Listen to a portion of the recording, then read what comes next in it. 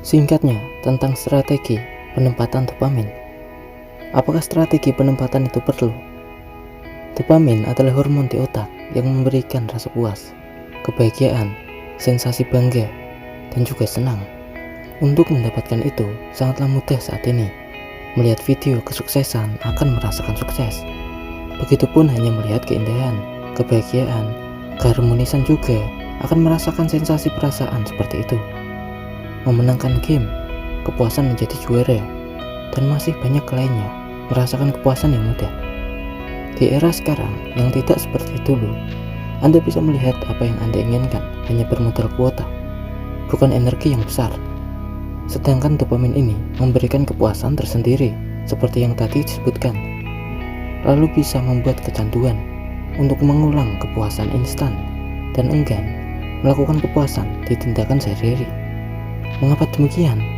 Karena mendapatkan dopamin yang hanya scroll HP jauh lebih mudah dan gampang juga menyenangkan ketimbang aktivitas dan tugas. Sedangkan di kehidupan nyata tidak melulu hanya fokus di situ saja, tapi ada tindakan aksi nyata, dan tindakan ini ada energi yang dikerahkan, bukan hanya kuota yang diperlukan. Ini strategi sederhana, tapi cukup membantu. Bila otak Anda dibanjiri dopamin instan terlebih dahulu dengan melihat-lihat di handphone yang mudah dan menyenangkan, maka Anda akan terasa berat untuk melakukan aktivitas, karena main HP sama aktivitas tugas tentu berbeda energinya. Main HP membuat kepuasan, kerja, membuat karya, menyelesaikan tugas juga membuat puas.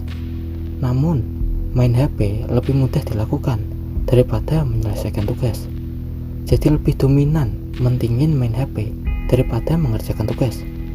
Otak kita didesain bukan memilih mana yang baik, tapi memilih mana yang efisien dan mudah.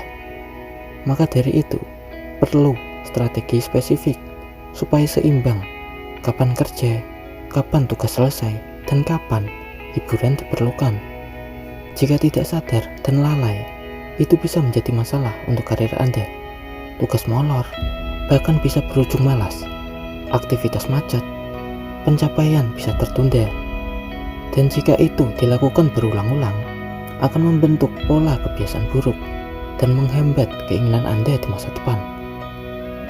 Masa depan Anda terlihat seperti apa ketika adanya tindakan di kehidupan nyata terus-menerus, lalu mewujud seiring dengan berjalannya waktu. Energi tindakan ditambah seberapa waktu yang digunakan akan menghasilkan buah di masa yang akan datang. Buah itulah yang Anda petik, buah kesuksesan, buah kekayaan, naik jabatan, atau nilai sebuah karya yang kamu selesaikan.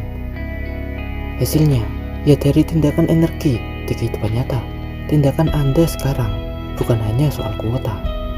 Strategi penempatan dopamin bukan menuntun Anda untuk tidak membayangkan atau berimajinasi, bahkan bermain romansa halusinasi bersama handphone.